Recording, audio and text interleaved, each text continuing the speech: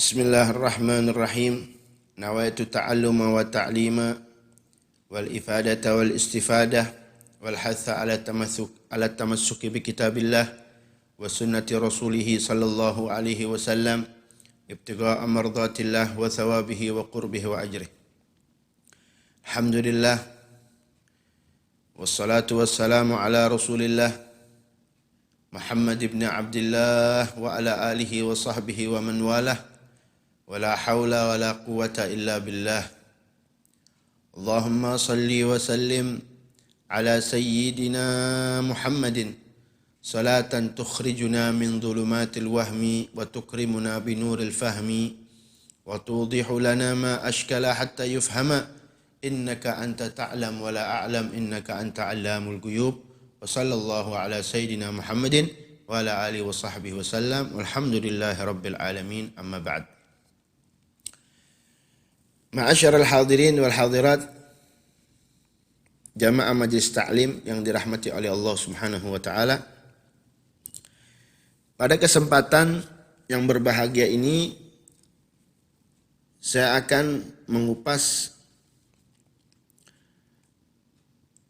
sikap kita terhadap para pelaku maksiat.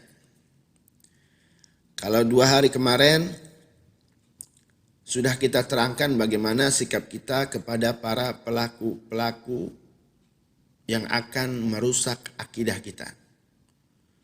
Kalau sekarang sikap kita terhadap para pelaku maksiat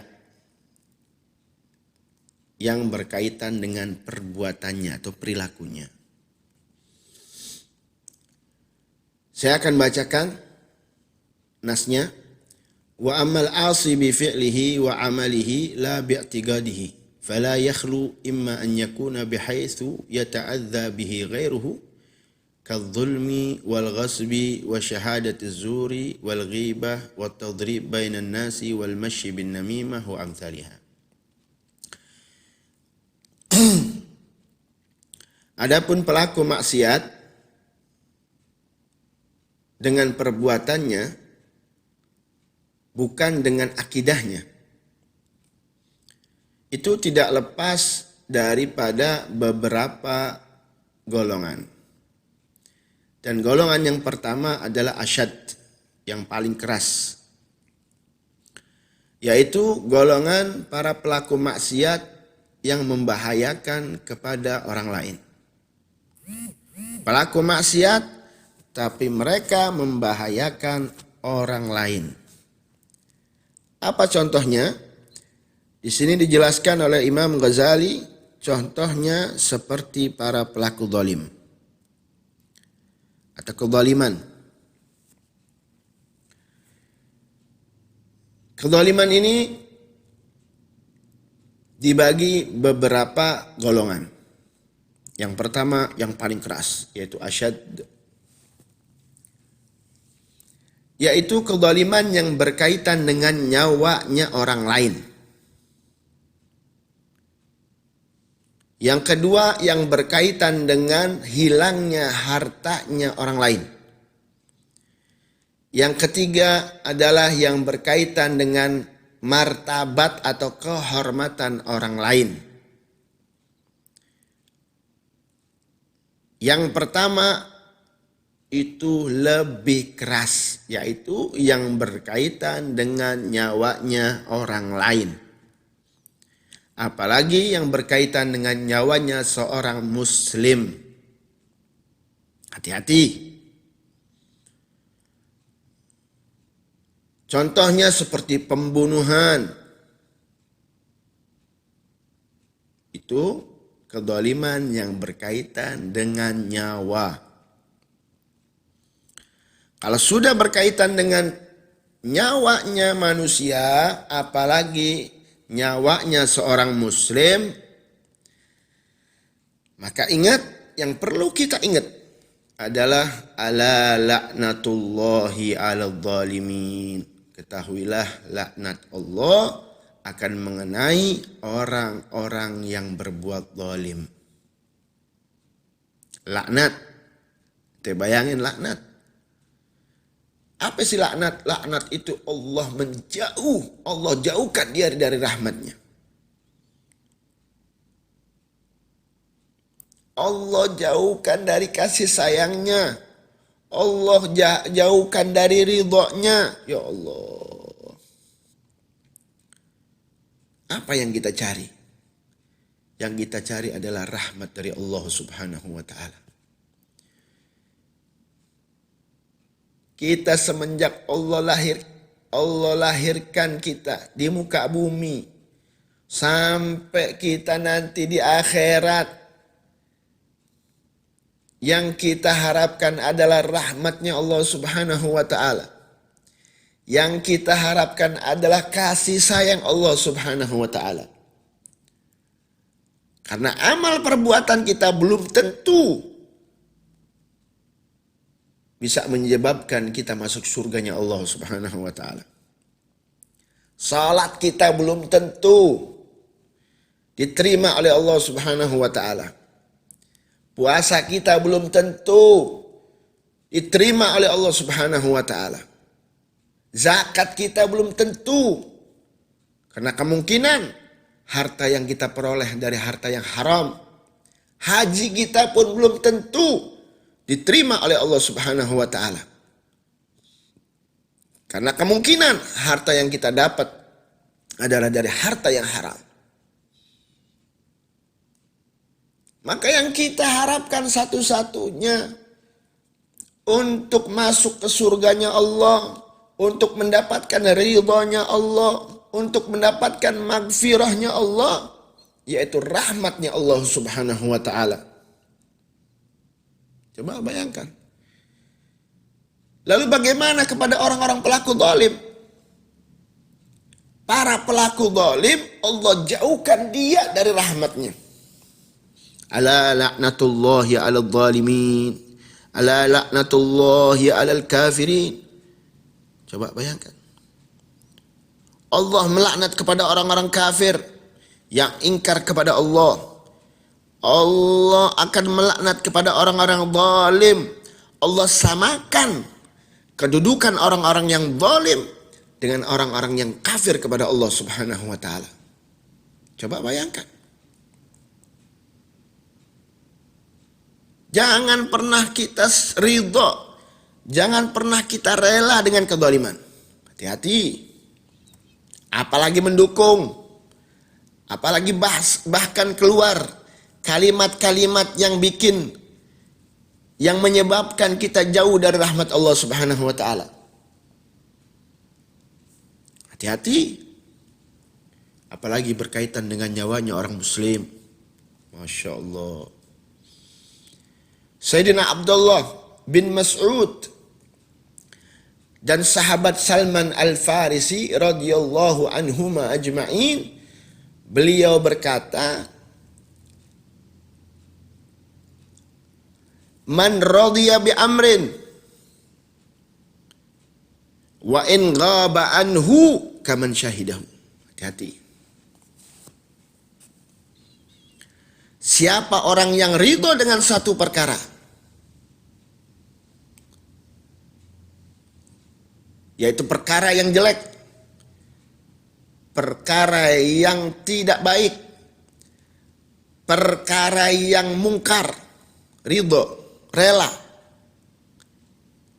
Wa in ghaba anhu, walaupun dia tidak menyaksikan peristiwa itu. Walaupun dia tidak melihat peristiwa itu, hanya mendengar. Sampean ada di luar negeri, melihat perkara yang tidak baik, melihat perkara kedoliman, melihat perkara kemungkaran dan kamu ridho. Atau perkara itu yang zalim itu ada di luar negeri, sampean ada di Indonesia. Sampean ada di Indonesia, kejadiannya di peristiwanya ada di luar negeri.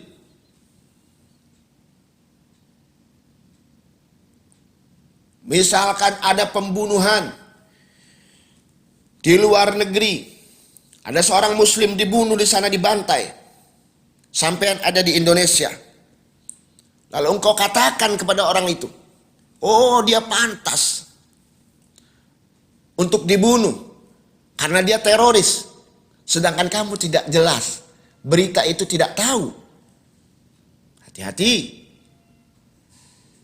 Atau kejadian itu adanya di Indonesia. Kejadian itu ada di Indonesia, sedangkan kamu ada di luar negeri. Kamu ada di luar negeri, tapi kejadian itu ada di Indonesia. Dan kamu ridho dan kamu rela dengan peristiwa itu, peristiwa kezaliman, hati-hati. Wa in ghaba anhu, kata Imam Sayyidina Abdullah bin Mas'ud. Kaman syahidahu, seperti halnya kamu menyaksikan dengan kedua mata kamu. Walaupun kamu baru dengar. Kamu dengar ada pembantaian orang muslim dan kamu nyatakan bahwa orang muslim itu teroris. Sedangkan kamu belum jelas, belum ada tabayun. Hati-hati. Hati-hati. Ini fitnah. Fitnah yang akan merusak akidah kita. Fitnah yang akan menjerumuskan kita ke dalam murkanya Allah Subhanahu wa ta'ala. Fitnah yang akan membuat akidah kamu rusak. Fitnah yang akan membuat kamu dijauhkan dari rahmatnya Allah Subhanahu wa ta'ala. Kaman syahidahu, kata kata sahabat Abdullah bin Mas'ud. Seperti halnya kamu menyaksikan itu peristiwa. Apa dalilnya di dalam Al-Quran? Wala tarkanu ilal ladina zalamu. Jangan sekali-kali kamu condong terhadap kezaliman. Terhadap pelaku kezaliman. Jangan pernah. Hati-hati. Hati-hati. Hati-hati. Saya tekankan sekali lagi kepada hadirin dan hadirat. Jangan sekali-kali kamu condong rela dengan kezaliman. Walaupun sampean tidak melihat peristiwa itu. Condong saja kamu nggak boleh, apalagi ridho.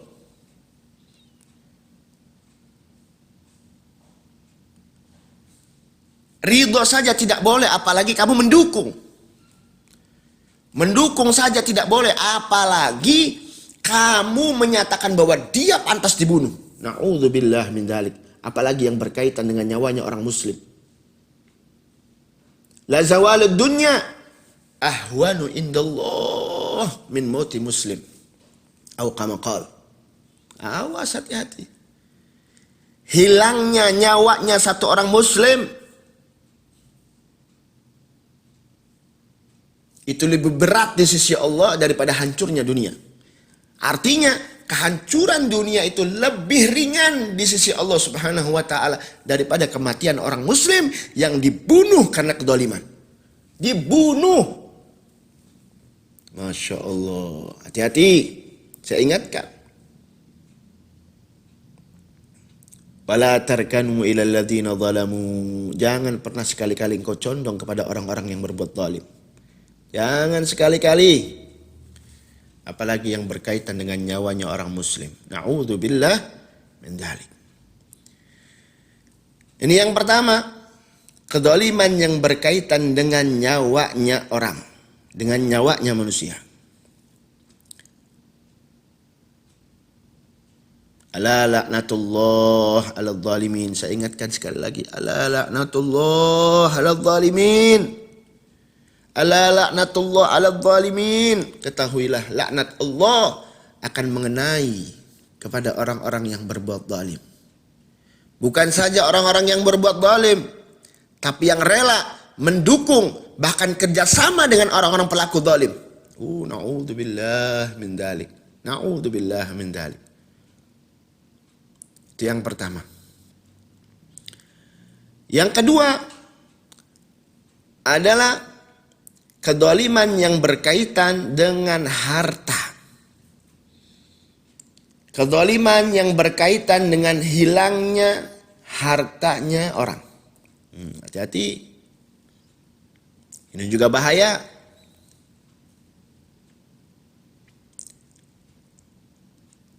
Contohnya,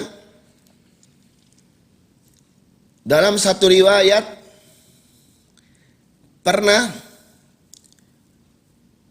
ketika Rasul Shallallahu Alaihi Wasallam duduk bersama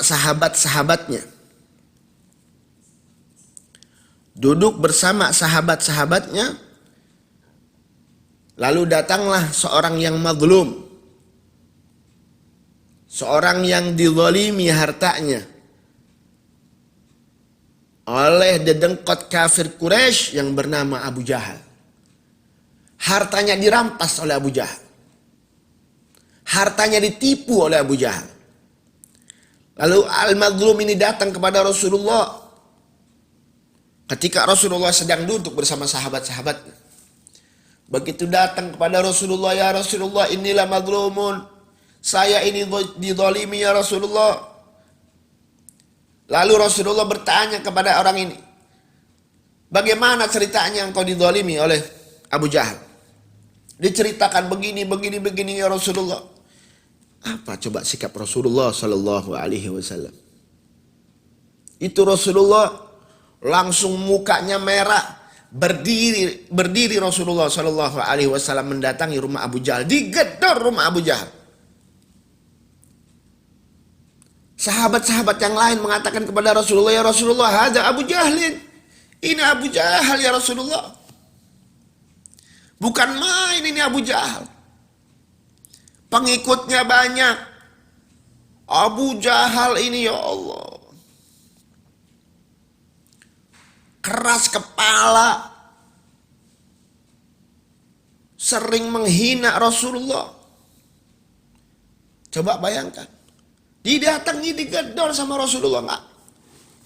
Digedor. Begitu dibuka sama Abu Jahal, apa keadaan Abu Jahal? Begitu melihat mukanya Rasulullah, gemeter Abu Jahal, enggak bisa berkata apapun. Sampai istrinya pun mengatakan kepada Abu Jahal, wahai suamiku, ada apa dengan engkau? Saya tidak pernah melihat engkau seperti ini. Nunduk Abu Jahal, gemeter melihat muka Rasulullah Sallallahu Alaihi Wasallam. Ada apa wahai suamiku? Nggak biasa-biasanya. Nggak biasa-biasanya istrinya melihat Abu Jahal. Begitu takut sama Rasulullah. Apa kata Abu Jahal? Ketahuilah wahai istriku, seandainya engkau melihat apa yang aku lihat kepada Muhammad, niscaya keadaan kamu sama seperti diriku. Gemeter. Coba bagaimana sikap Rasulullah Sallallahu Alaihi Wasallam terhadap pelaku-pelaku zalim. Padahal itu kaitannya dengan harta, bukan kaitannya dengan nyawa, bukan kaitannya dengan nyawa, itu kaitannya dengan harta. Rasulullah bangun, langsung marah, datengin Abu Jahal, digedor Abu Jahal. Rasulullah nggak ada rasa takut. Abu Jahal justru takut sama Rasulullah Sallallahu Alaihi Wasallam. Coba kita lihat. Itu berkaitan dengan harta. Apalagi kalau berkaitannya dengan nyawa. Apalagi berkaitannya dengan nyawa manusia. Na'udzubillah min dzalik.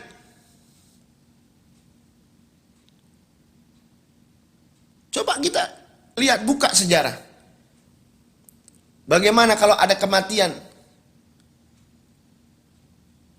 Kalau ada kematian dari orang muslim yang dibantai orang-orang kafir, nggak ada yang terima. Langsung jihad Rasulullah. Langsung marah Rasulullah. Ini coba kita lihat sejarah Abu Jahal mendolimi harta, merampas harta orang lain dengan kedoliman.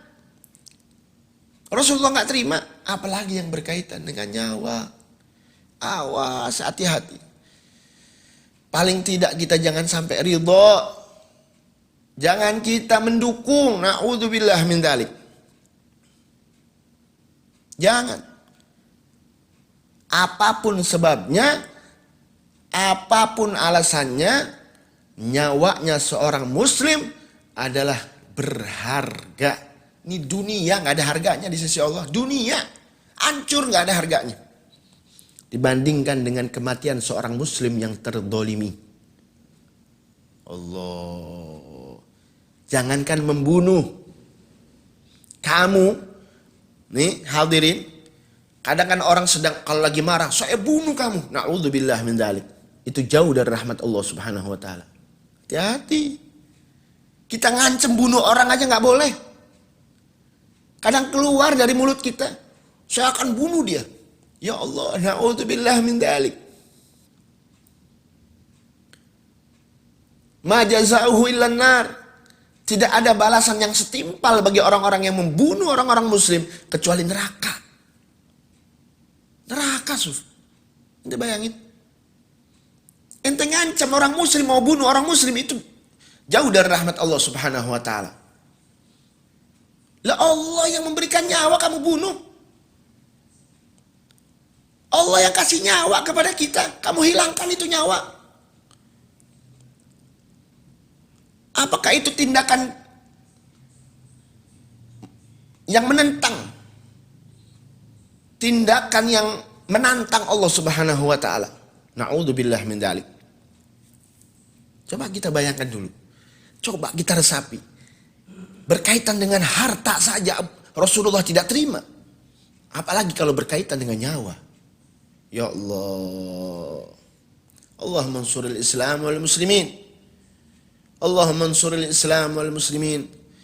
Allahumma ansuril Islam wal muslimin. Mudah-mudahan kita dijauhkan oleh Allah Subhanahu wa taala daripada apa? Condong kepada orang-orang yang zalim. Condong kepada orang-orang pelaku-pelaku zalim.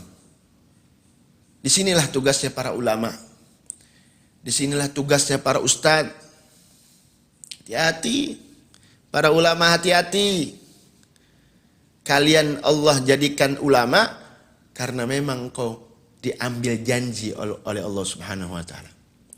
Akhadullahu ankumul mitsaq. Akhadullahu alaikumul mitsaq. Diambil janji oleh Allah Subhanahu wa taala, diambil janji para ulama. Para orang-orang yang mengenal dengan ilmu Allah. Orang-orang yang mengenal dengan syariat Rasulullah sallallahu alaihi wasallam, kok ada janji sama Allah, jangan, hati-hati kamu. Apa janjinya? Litubayyinanna lin-nasi wa la taktumuna. Kau diambil janji sama Allah untuk menjelaskan secara jelas kepada manusia yang hak, yang batil. Dolim kau katakan dolim, tidak engkau katakan tidak. Yang benar kau katakan benar. Wala taktumuna, jangan engkau pernah menyembunyikan. Hati-hati para ulama. Hati-hati para ulama. Saya ingatkan sekali lagi, wahai orang-orang yang sudah diambil janji oleh Allah Subhanahu wa taala, sudah dipegang janji kalian. Jangan pernah engkau menyembunyikan mana yang hak dan mana yang batil. Mana yang zalim, mana yang mazlum. Inilah tugasnya para ulama. Memang ulama. Tugasnya ulama tidak gampang. Tugas ulama tidak mudah, berat. Tugasnya para ulama itu tidak mudah. Makanya titel ulama itu tidak mudah. Jangan sedikit-sedikit ngaku ulama. Jangan. Karena titel itu nggak mudah. Karena yang namanya ulama itu innama yakhsyallaha min ibadihil ulama. Yang takut kepada Allah hanya ulama yang takut kepada Allah Subhanahu wa taala. Hanya ulama. Kalau ada orang yang paham dengan ilmu tapi tidak takut kepada Allah Subhanahu wa taala, berarti bukan ulama. Hati-hati. Kita titel ustadz aja kita belum pantas. Saya kadang kalau lagi ceramah, al-alim, ad-da'i ilallah, al-ustadz, fulan bin fulan, ya Allah, saya menangis. Karena gak sembarangan titel ustadz, tidak sembarangan titel ulama. Tidak sembarangan titel ulama. Yang pantas hanya titel ustadz sudah. Tidak pantas saya. Innama yakhsyallaha min ibadihil ulama. Yang takut kepada Allah hanyalah ulama. Ulama, ya Allah. Titel ulama ini sangat luar biasa. Ma baina al-anbiya wal ulama illa darajah. Antara nabi, derajat kedudukan para anbiya dengan ulama hanya cuma 1 derajat. Coba bayangkan. Cuma 1 derajat kedudukannya. Bagaimana hebatnya kedudukan ulama. Bagaimana tingginya kedudukan para ulama. Masya Allah. Al-ulama warathatul anbiya. Ulama adalah pewaris-pewaris para nabi. Ketika itu bumi pernah nangis. Mengadu kepada Rasulullah sallallahu alaihi wasallam. Ya Rasulullah, man yamshi ala dhahri ba'dak ya Rasulullah. Siapa yang akan berjalan di atas punggungku wahai Rasulullah setelahmu? Kalau engkau sudah tiada ya Rasulullah, siapa yang akan menginjak bumi? Siapa yang akan menginjak punggungku ini? Coba bayangkan. Bumi nangis. Kepada Rasulullah mengadu. Kalau sudah para nabi sudah tidak ada, terus siapa lagi yang berjalan di muka bumi yang pantas nginjak bumi itu siapa? Yang pantas menginjak bumi ini siapa setelah meninggalnya Rasulullah Sallallahu Alaihi Wasallam? Apa kata Rasulullah? Al ulama ummati ka anbiya ibani Israel. Ulama umatku diumpamakan seperti para nabinya Bani Israel. Ka'ambiya, seperti para nabinya Bani Israel. Coba bayangkan. Betapa tingginya kedudukan ulama. Tinggi sekali. Makanya kita berdoa, mudah-mudahan Allah Subhanahu wa taala menjadikan anak keturunan kita menjadi ulama yang betul. Ulama yang betul-betul menerangkan syariat Rasulullah. Tidak separuh-separuh. Yang hak ya hak, yang batil ya batil. Yang benar ya benar, yang salah ya salah. Ya Allah. Masya Allah. Rabbi fanfa'na biberkatil ulama, biberkatil anbiya, biberkatil salafis salih. Ini yang berkaitan dengan nyawa. Terus berkaitan dengan harta. Yang ketiga adalah kezaliman yang berkaitan dengan kehormatan seorang muslim. Yang berkaitan dengan kehormatan seorang muslim. Coba kita lihat sejarah Dumatul Jandal. Bagaimana kejadian itu? Kehormatan seorang muslimah. Kehormatan seorang muslimah. Mau dilecehkan. Ditarik kerudungnya. Ditarik pakaiannya. Karena diikat supaya terlihat auratnya. Itu kehormatan bagi seorang muslim. Begitu sampai itu berita, info itu sampai kepada Rasulullah SAW, diembargo sama Rasulullah. Gak tanggung-tanggung, di embargo. Ditutup ekonominya. Coba. Ya. Jadi kezaliman yang paling dahsyat. Yang pertama adalah yang berkaitan dengan nyawa. Kezaliman yang kedua adalah yang berkaitan dengan harta. Yang ketiga adalah yang berkaitan dengan kehormatan. Dan tiga-tiganya semuanya itu dosa besar di sisi Allah Subhanahu wa taala. Dosa besar di sisi Allah Subhanahu wa taala. Ala la'natullahi 'alal zalimin. Ketahuilah laknat Allah akan menimpa para pelaku-pelaku zalim. Na'udzubillah, thumma na'udzubillah min dzalik. Lalu yang kedua yang saya akan terangkan yaitu yang berkaitan dengan tidak berkaitan dengan orang lain, secara otomatis tidak ada membahayakan orang lain, tapi dia mengajak atau mempermudah orang lain untuk berbuat maksiat. Kalau yang pertama adalah kemaksiatan secara otomatis membahayakan orang lain, seperti kezaliman. Yang kedua, kemaksiatan yang tidak ada kaitannya atau tidak membahayakan orang lain secara otomatis, tapi dia mempermudah manusia atau mempermudah orang untuk berbuat maksiat.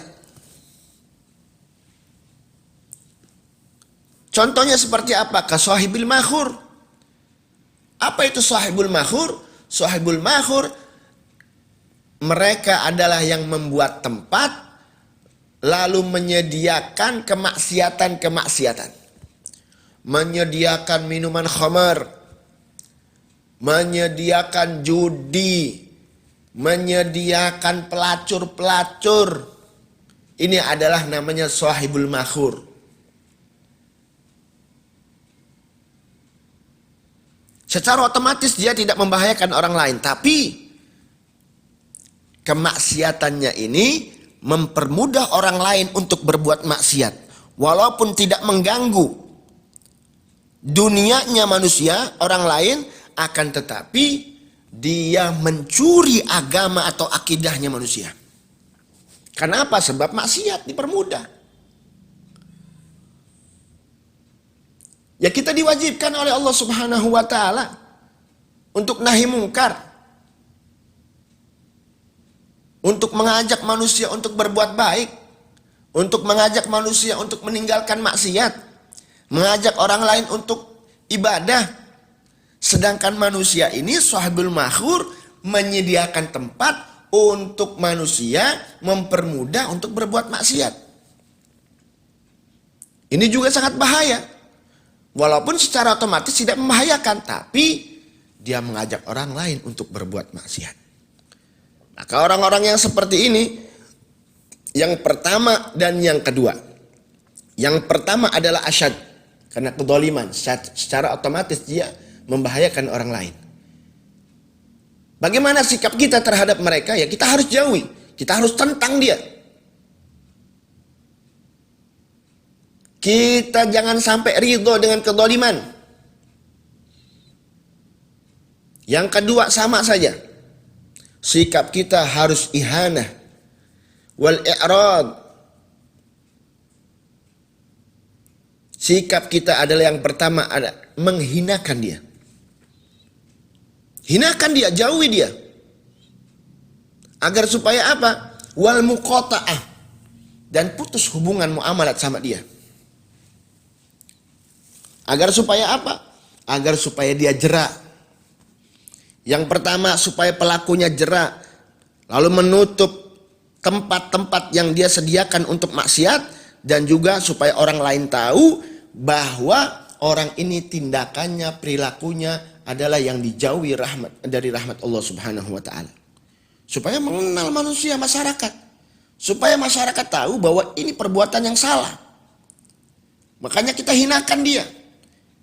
Jauhkan manusia, jauhkan masyarakat dari dia. Supaya apa? Supaya dia merasa tidak ada dukungan dari masyarakat. Kalau seandainya masyarakat itu mendukung, bahaya. Akhirnya apa? Akhirnya seakan dia merasa didukung oleh masyarakat, akhirnya dia semena-mena. Yang tadinya satu tempatnya, akhirnya dia bikin lagi. Dari satu bikin dua, dari dua bikin tiga. Akhirnya penuh dengan kemaksiatan muka bumi ini. Makanya kita dianjurkan oleh Al-Imam Al-Ghazali rahimahullahu ta'ala wa anhu wa arda. Yang pertama adalah ihanah, yang kedua adalah i'rad, yang ketiga adalah muqata'ah. Putus hubungan muamalat dengan dia. Bahkan raddu jawabi salamihi, bahkan menjawab salamnya dia saja. Kalau sekiranya salamnya kita membuat dia merasa terdukung oleh kita, jangan pernah jawab salam dia. Jangan dijawab salam kita. Jangan jawab salam dia. Supaya dia jerak. Karena yang kita takutkan orang-orang pelaku maksiat seperti ini, dia akan merasa terdukung. Merasa terdukung dia. Makanya kita dakwah kepada masyarakat setempat. Yang ada di tempat itu ada kemaksiatan, kita dakwah. Supaya apa? Awas, hati-hati. Ini perbuatan ini nggak baik. Ini maksiat yang akan mendapatkan laknat dari Allah Subhanahu wa taala. Akan dijauhi dari rahmat Allah Subhanahu wa taala. Jangan sampai ketika musibah Allah turunkan di tempat ini semua kena. Harus kita dakwain masyarakat. Supaya apa? Supaya ketika masyarakat sudah tidak senang dengan pelaku ini, akhirnya dia tutup. Begitu tutup, selamatlah masyarakat dari kemaksiatan ini. Masya Allah. Indahnya Islam. Yang ketiga adalah pelaku maksiat yang tidak membahayakan orang lain dan tidak mengajak kepada manusia atau tidak mempermudah manusia untuk berbuat maksiat. Yang ketiga adalah pelaku maksiat membahayakan tidak, mengajak pun tidak, tapi membahayakan pada dirinya sendiri. Artinya kemaksiatan lazimah, maksiat lazimah. Maksiat yang tidak ada kaitannya dengan orang lain, tapi kaitannya dengan dirinya sendiri. Namanya maksiat lazimah. Bagaimana sikap kita kepada mereka? Sikap kita mereka pertama kita nasihati dia. Tetap kita nggak boleh meninggalkan amar ma'ruf nahi mungkar. Tetap kita nasihati teman kita yang pelaku maksiat, yang masih minum khamr, yang masih berzina. Kita nasihati dia. Karena dia kaitannya bukan dengan orang lain. Karena kaitannya dengan dirinya sendiri. Kita nasihati dulu dengan lemah lembut. Kita lemah lembut dengan dia.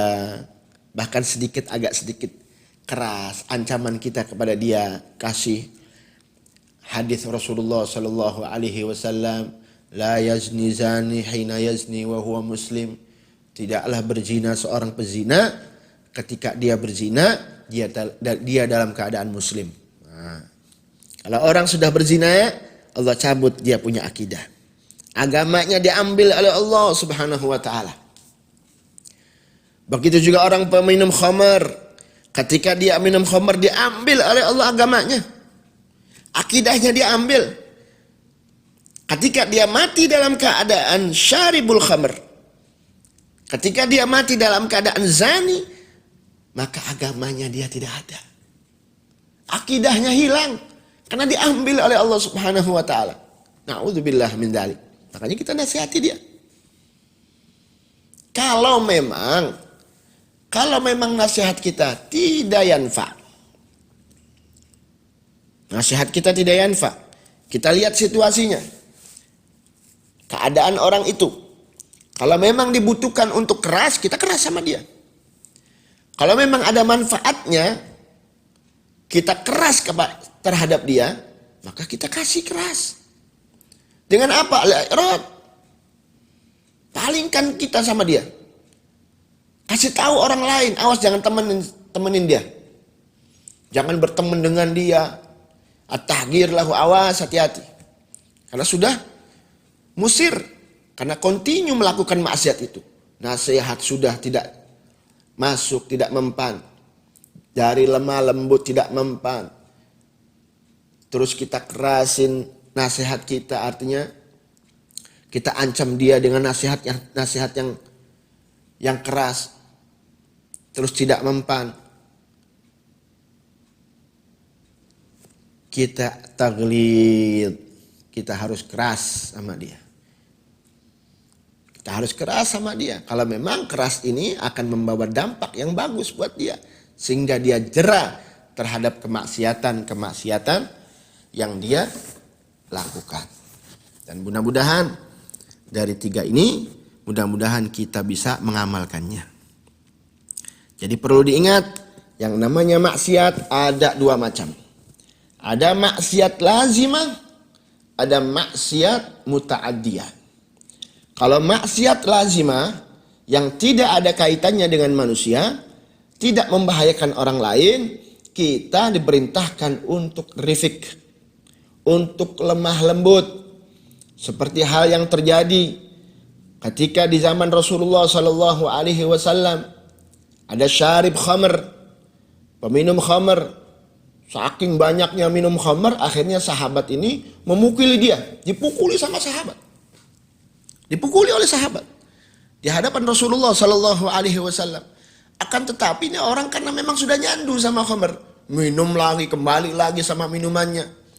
Akhirnya saking keselnya ini sahabat sama orang ini, akhirnya melaknat kepada orang ini, syarib khamr. Apa yang dikatakan oleh salah satu sahabat ini? La'anallah ma'aktsara ma yashrab. Semoga Allah melaknat dia. Allah telah melaknat dia karena saking banyaknya dia minum khamr. Apa kata Rasulullah sallallahu alaihi wasallam? La takun aunan lisyaitan ala akhi. Jangan sekali-kali engkau menjadikan dirimu sebagai penolong terhadap syaitan atas saudaramu. Nah. Jadi Rasulullah marah, memang Rasulullah marah kepada pelaku maksiat yang tidak ada kaitannya dengan orang lain dan tidak ada membahayakan orang lain. Rasulullah memerintahkan kepada sahabat untuk lemah lembut. Artinya apa? Untuk dakwah. Ajak dia, nasihati dia dengan lembut agar dia kembali lagi, agar dia berhenti dari perbuatan maksiatnya. Kalau maksiatnya tidak ada kaitannya dengan orang lain, awas, hati-hati. Jangan salah mentakwilkan hadis. Kedua, Rasulullah itu melarang melaknat. Rasulullah melarang melaknat kepada pelaku maksiat. Fulan, zatnya, itu nggak boleh. Karena belum tentu. Kemungkinan dia tobat, pada akhirnya dia orang yang dekat dengan Allah Subhanahu wa taala, bahkan kemungkinan dan banyak terjadi. Bahkan dia diangkat oleh Allah Subhanahu wa taala menjadi kekasihnya Allah Subhanahu wa taala. Kalau kita melaknat zatnya orang itu nggak boleh. Tapi yang perlu digarisbawahi, hadis ini menceritakan yang berkaitan kemaksiatan lazimah, kemaksiatan yang tidak ada kaitannya dengan manusia. Tidak membahayakan orang lain. Ini boleh kita dengan lemah lembut. Tapi kalau kemaksiatannya yang berkaitan dengan orang lain dan membahayakan orang lain, bahkan membahayakan orang muslim, jangan ngomong lemah lembut kamu. Harus tegas. Kita apalagi para ulama yang dikatakan ulama harus tegas dengan kedoliman yang berkaitan dengan orang lain. Kemaksiatan yang menyebabkan orang lain meninggal atau hartanya hilang atau kehormatannya hilang. Harus tegas. Mudah-mudahan kita dijauhkan daripada maksiat-maksiat yang menyebabkan kita dijauhi dari rahmat Allah Subhanahu wa taala. Amin ya rabbal alamin. Rabbi fanfa'na bi barakatihim wahdinal husna bi hurmatihim wa amitna fi tariqatihim wa mu'afatin minal fitani. Mudah-mudahan apa yang telah saya sampaikan, mudah-mudahan manfaat buat diri saya pribadi dan mudah-mudahan manfaat buat hadirin dan hadirat dan manfaat buat umat Islam, supaya kita punya prinsip. Jangan pernah kita dibodoh-bodohi. Nah, jangan. Karena ini akan merusak kita punya akidah. Karena ini akan merusak kita punya iman. Karena ini akan merusak kita punya Islam. Amin ya rabbal alamin. Mudah-mudahan ya kita dijauhkan dari akidah-akidah sesat atau pemahaman-pemahaman yang tidak baik. Amin ya rabbal alamin. Wabillahi taufiq wal hidayah. Assalamualaikum warahmatullahi wabarakatuh.